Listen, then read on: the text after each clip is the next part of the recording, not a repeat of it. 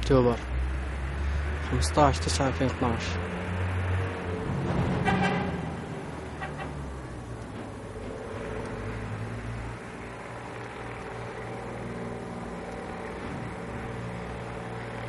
قصف عنيف بالمدفعية والرجمات الصواريخ وطيران حربي.